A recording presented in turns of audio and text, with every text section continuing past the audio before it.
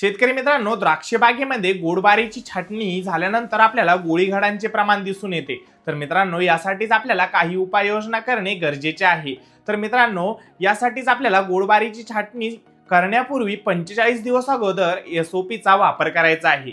मित्रांनो, एसओपी मध्ये आपल्याला पोटॅश हे 50% आणि सल्फेट हे 17% पाहायला मिळते।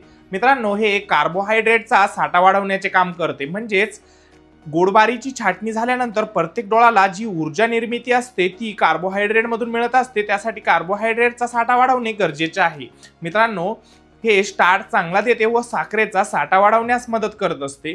डोळे एकसारखे फुटतात व फुटण्याची ताकद पण वाढते व मित्रांनो, घडांची संख्या पण वाढण्यास मदत करते। जर काडीमध्ये पुरेसा अन्नसाठा असेल तर फळधारणा चांगली होते व घडांचे प्रमाण पण वाढते आणि कमकुवत घड पण मजबूत होताना दिसून येतात।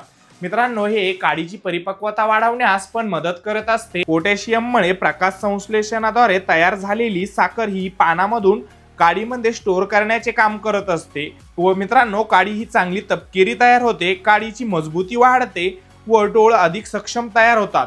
मित्रांनो, याचे प्रमाण हे आपल्याला एकरी 50 किलो घ्यायचे आहे। व मित्रांनो, अशी शेतीविषयी संपूर्ण माहिती जाणून घेण्यासाठी आपल्या चॅनलला लाईक, सबस्क्राईब, फॉलो नक्कीच करा। धन्यवाद।